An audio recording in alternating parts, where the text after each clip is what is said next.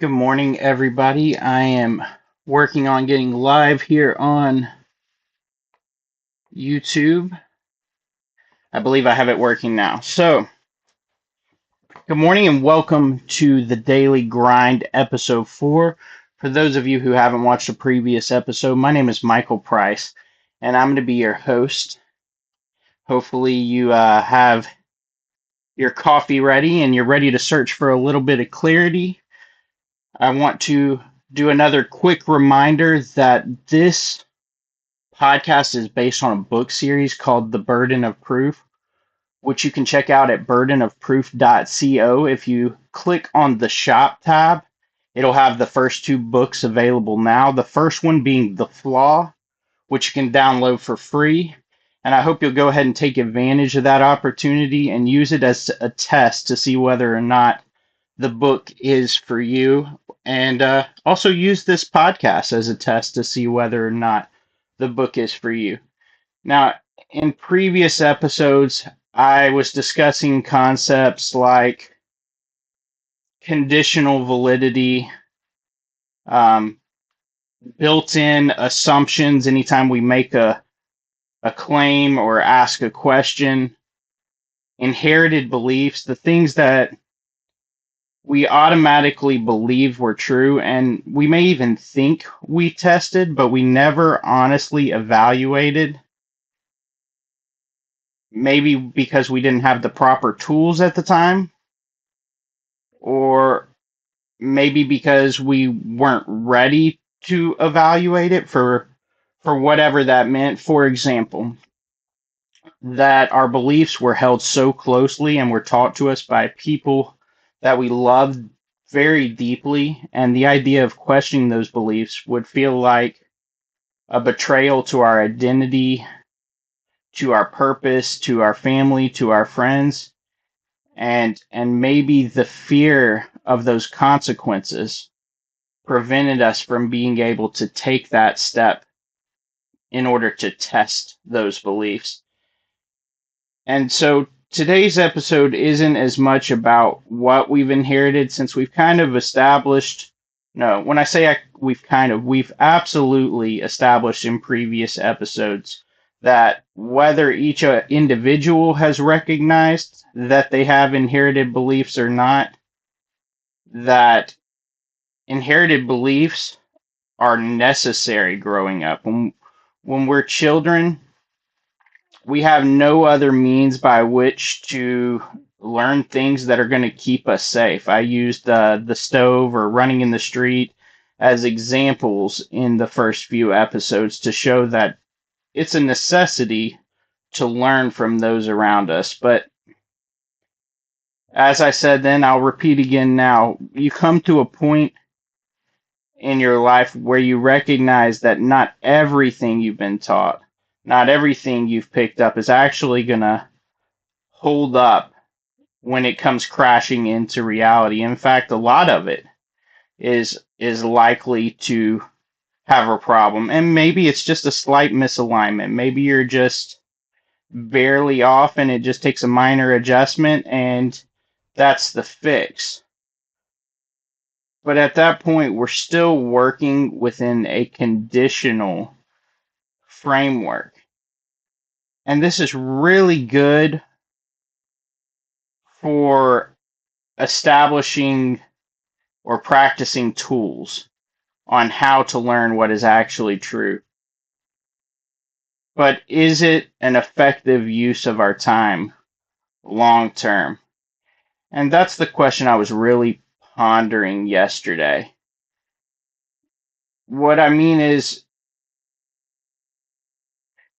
something being conditionally valid, what it really means is if we assume a certain framework, certain conditions, certain rules and criteria, and then we evaluate a claim within that criteria and not reality or existence or truth as a whole, what we're really doing is making up a hypothetical. Now, it could turn out that that hypothetical is actually true and absolute, And that's fantastic. That would be incredibly useful and also probably lucky. And logic doesn't and shouldn't operate based on luck. In fact, that's kind of the opposite way logic should be applied. And and so when I recognized this, the analogy that came to my mind was that of training wheels on a bicycle, and how if you take those training wheels off and the bicycle falls over, then you find out what you really had wasn't the truth. It was just an idea of what you thought could be the truth. And on the other hand, if the training wheels come off and you are able to ride the bike, it doesn't fall over, well, then you'll know that it's absolute. But if we were thinking about that in terms of real life conditions, practical application conditions, we wouldn't simply just stop at, well, within this framework, it's true. No, we would apply the framework of reality to the best of our ability, recognizing that a hypothetical is only useful once every other step is proven. And to try to prove the steps that are later in the chain, using the steps without using the steps that are earlier in the chain, it's like guesswork. And we would never really consider, no, we would never, absolutely never consider guesswork to be rational.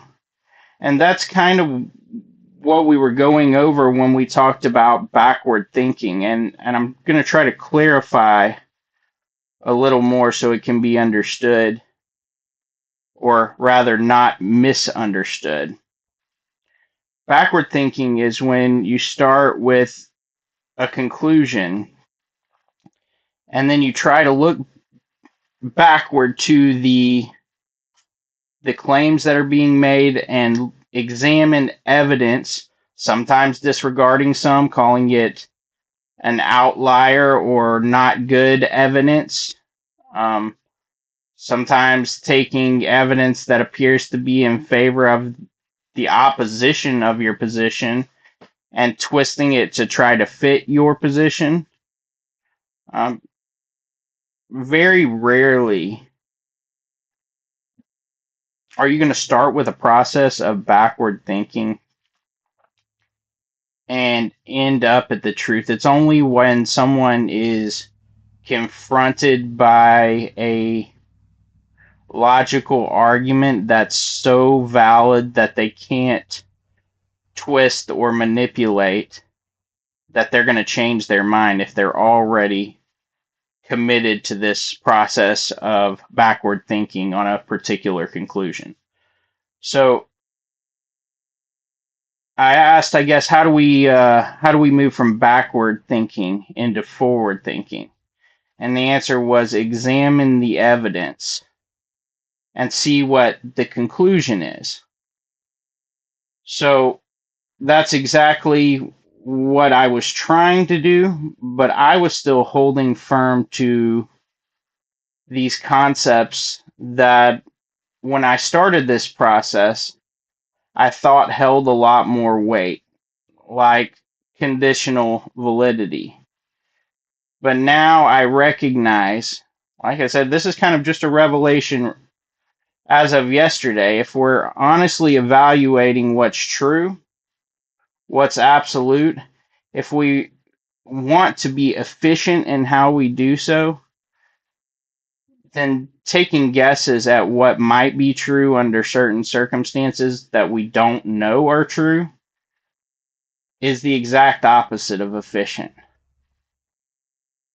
And so when we read the book, The Burden of Proof, what you're actually doing is traveling through the learning of a methodology that I thought at the time that I was coming up with, but today I can see it's a whole lot different than that. Because as I got through the books, and I have 10 of them written now. Some of them are going to require a little bit of tweaking, but for the most part, they're complete. And as I went through the books and I got to about book 6, 7, I realized that the method that was emerging wasn't the method that I initially intended to write. And by book 10, I recognized that the method that was forming wasn't my method all. It was method at all. It was something that I was discovering along the way, something that existed independently of me long before I ever got there. And after I finished book 10 and I began to work on the podcast amongst, going back to edit the other books, this understanding was not only guessed at, but it was confirmed by the fact that the methodology kept correcting my own misunderstandings of reality. I kept bumping into reality and recognizing that the conclusion I form were inefficient, just like the one I just told you about. How hypothetical framework for trying to prove truth, while not always wrong, is still not the most efficient way of doing things.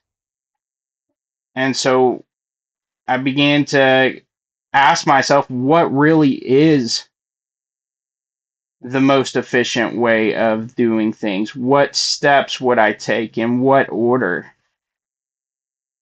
And the list that had been forming in independent steps, I started to compile.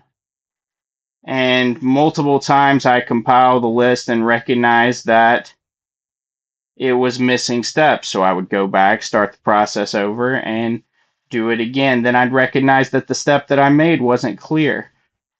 Then I'd have to clarify. Then I'd recognize that it wasn't efficient, meaning I was wasting a bunch of words and not explaining in the simplest possible terms. So I'd go back and modify it again.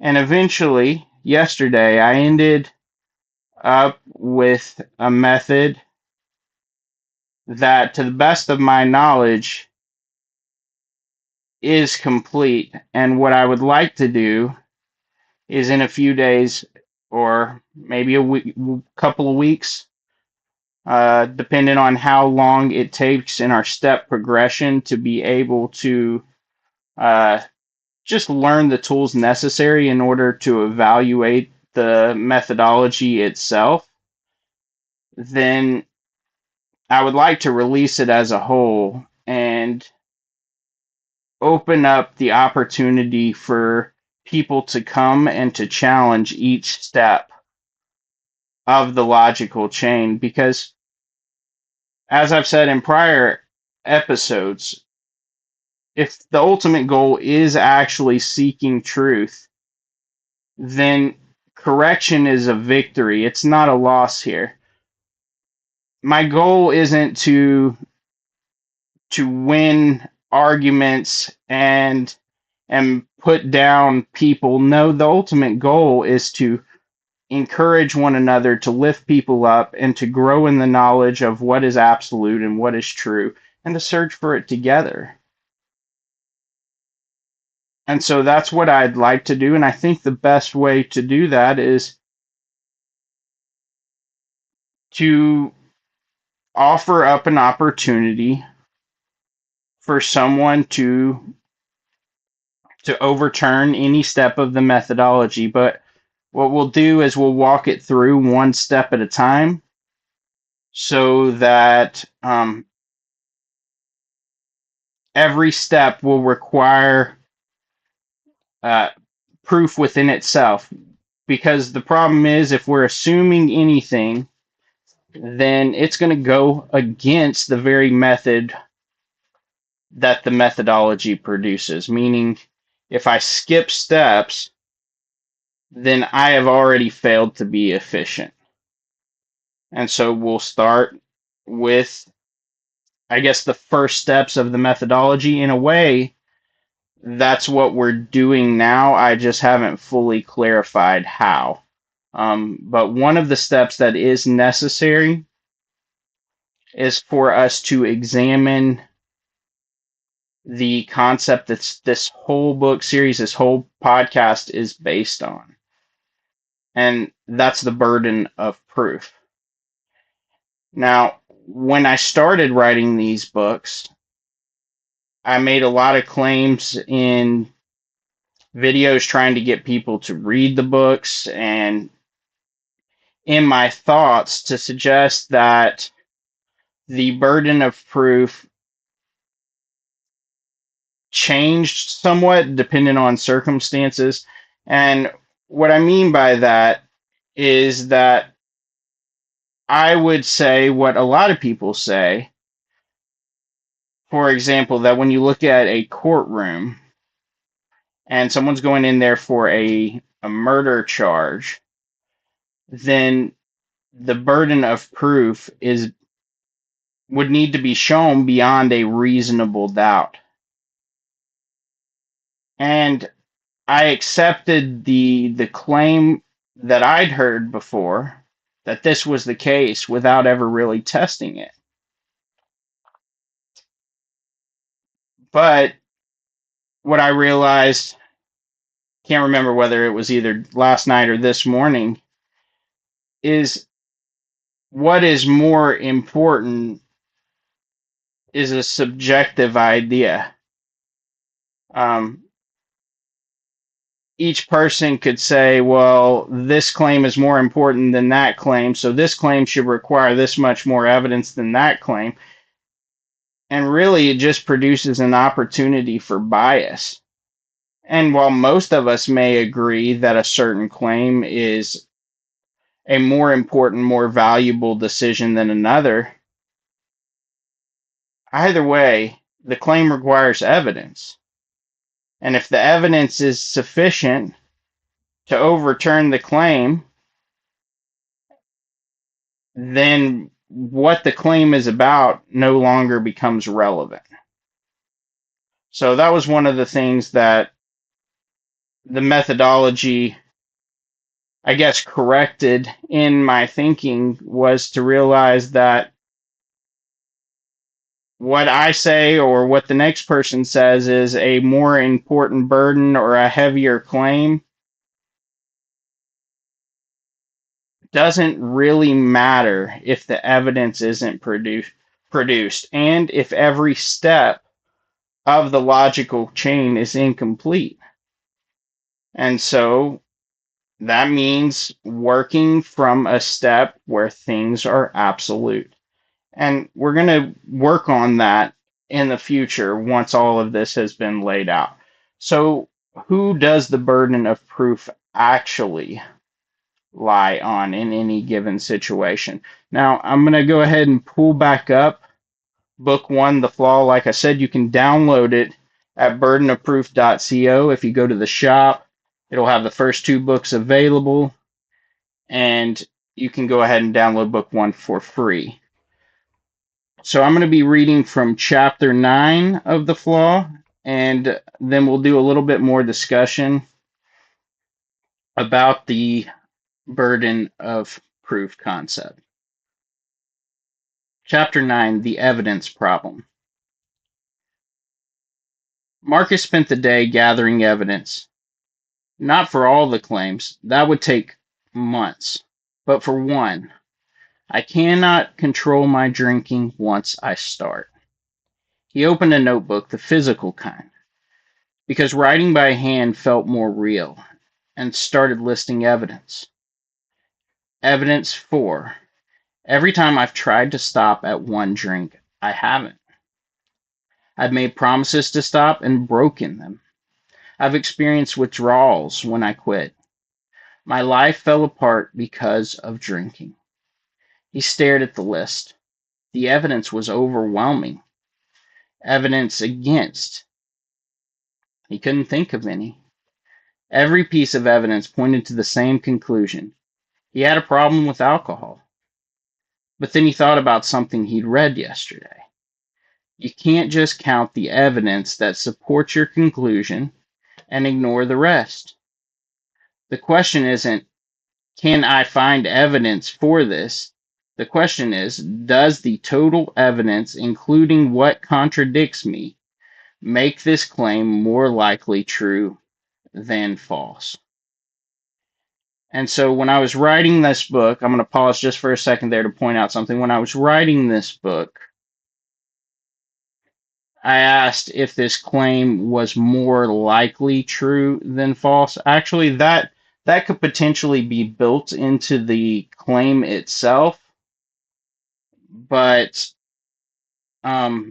this would imply that a partial truth could exist, and we're really going to put that to the test over the next few days. So, Marcus frowned. Was there evidence against the claim, or was he just refusing to see it? He thought harder. Evidence against. I've been sober for 3 months until his dad died. I haven't had a drink since the ceiling caved in. Wait, he'd been sober. He was sober, technically. Even now, sitting here with his hands shaking in the bar 3 blocks away, he hadn't drunk. Did that contradict the claim? No. The claim wasn't, I always drink. The claim was, I cannot control my drinking once I start. The evidence for that was still solid, but the evidence also showed something else. He could not choose to start. Or it says he could choose to start. My bad there. So Marcus wrote that down. New claim. I can choose not to drink, but I cannot control drinking once I start. That felt more accurate, and it meant something important. Sobriety wasn't about controlling his drinking. It was about not choosing to start in the first place. So there's another one I think that should be tested. He says, I cannot control my drinking once I start. Was there enough evidence there to prove that claim? So back to it. Marcus closed the notebook. This is how evidence works. Not finding one piece of proof and calling it settled, but gathering all the evidence, including what contradicted him, and seeing which direction it pointed. And the evidence about his drinking pointed clearly. Don't start. Marcus opened his laptop and pulled up the article he'd bookmarked yesterday. It was about cherry picking, the practice of accepting only evidence that supported your conclusion while ignoring evidence that didn't.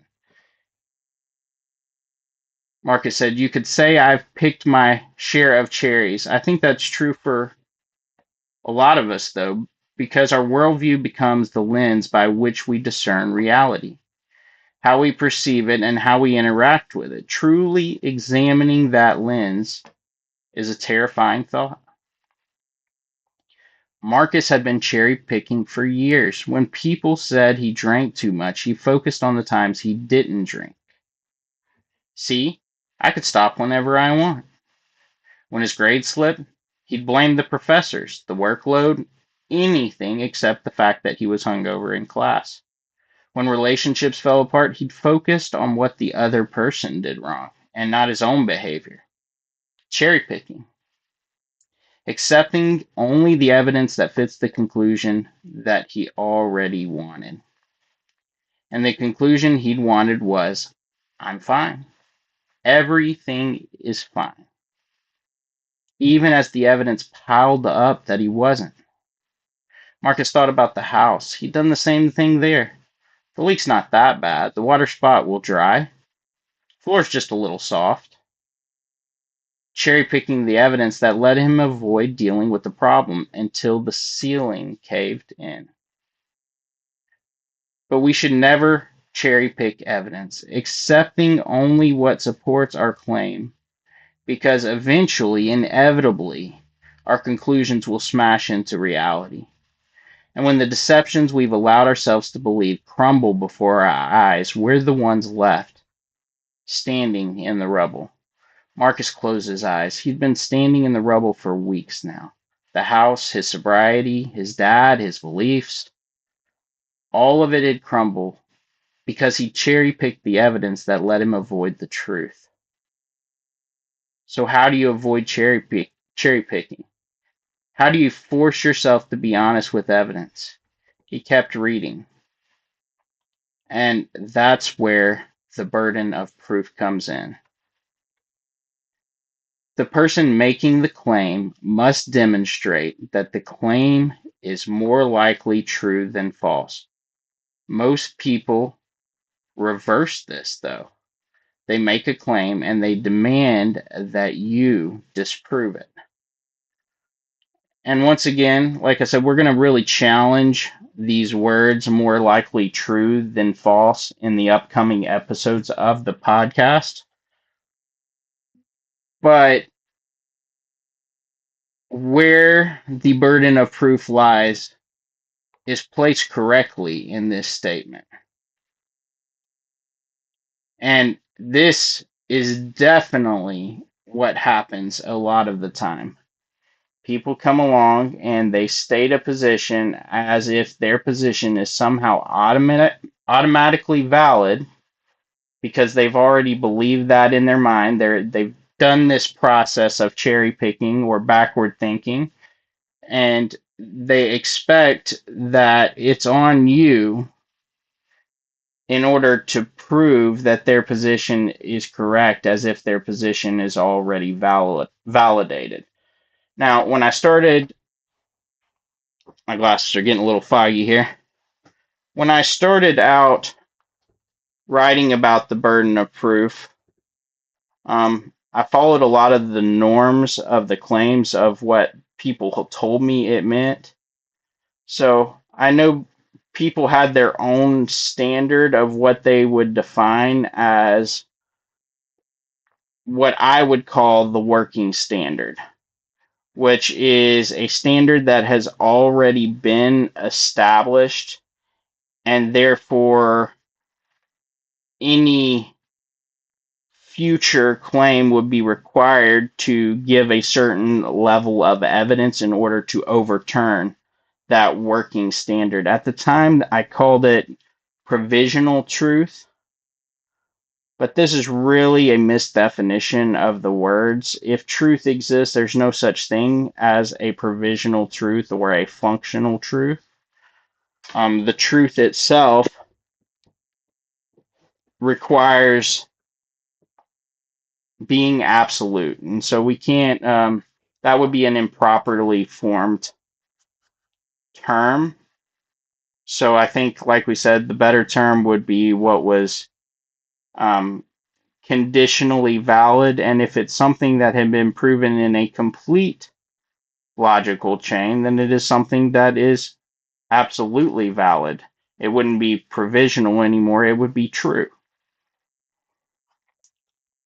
And so one of the other claims that I made back at the time is that in a position where two claims come against each other and neither one has already been proven, then the burden of proof is on both sides, and that's not really a possibility. What you're really addressing is what, I mean, rather, who the burden of proof is on for a singular claim. Now, they can make two opposing claims, but and the burden of proof would lie on each person for the claim that they made, not for the other person's claim. So, definitely not trying to dive into any kind of theology by any means today, but I'm the example that pops into my head. If one person says God exists, the other one says God does not exist, then the one making the claim has the burden of proving that to be true. So it would be kind of unnecessary to have two claims. What you're actually doing is having two different arguments when you have two different claims. And that makes it really difficult to have a consistent conversation. It ends with the problem a lot of times that I was discussing in prior episodes that you end up talking past each other a lot rather than actually being able to stay on one particular subject, even if the the claim were to be the same claim but in reverse. You're still going to end up with that problem a lot of times because each person is trying to prove their position instead of talking about why one position is or is not true. And so a lot of times it's just going to end up in unnecessary confusion. So part of the burden of proof concept is establishing the one claim that's being discussed, establishing who made that claim, and then showing or explaining what evidence would be necessary in order to conclude that the claim is true or false. Um, because to leave the option open ended, to not place it in a situation where it's absolutely true or absolutely false,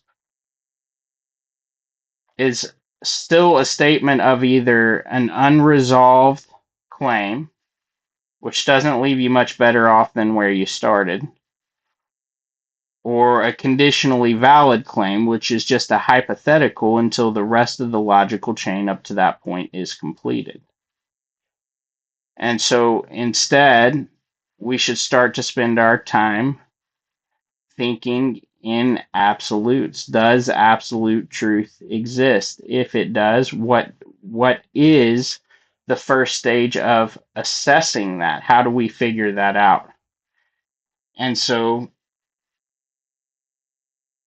I don't want to do another thing that I ended up going a little bit long yesterday with repetitive material. And so that really goes against the methodology as well, which I'm really excited to tell y'all about and walk you through the chain. But just to summarize, conditional validity isn't an efficient way to make decisions once you've recognized that you are really just speaking in hypotheticals that may or may not be true. And so it would be a more efficient to spend your time in forming a logically complete chain.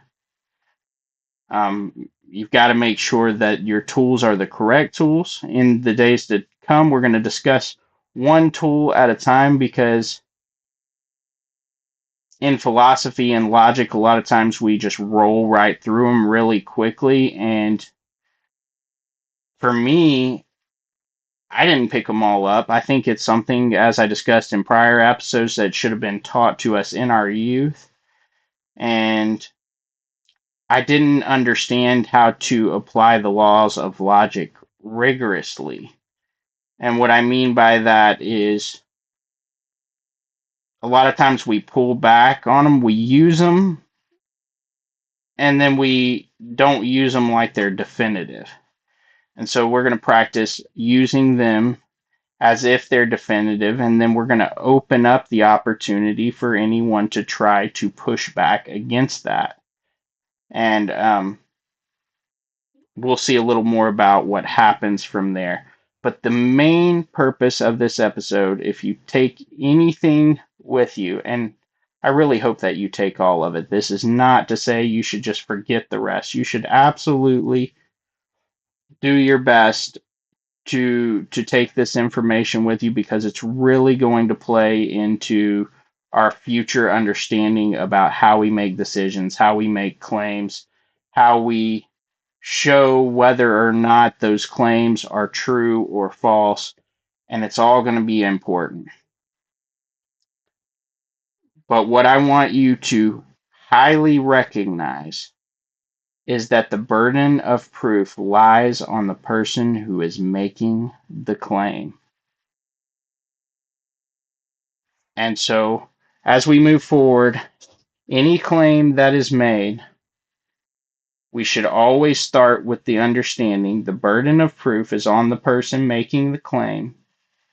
And secondly, we should be asking ourselves what evidence would be required to show whether that claim is true or whether that claim is false. So I want to thank y'all for coming out for episode 4 of the Daily Grind, called Burden of Proof. I hope y'all have enjoyed. I hope this has been beneficial and clarity brings clarity to your life. And I look forward to being here tomorrow at 6:30 a.m. Central Time, and I hope you'll be here to join me for episode 5 of the Daily Grind.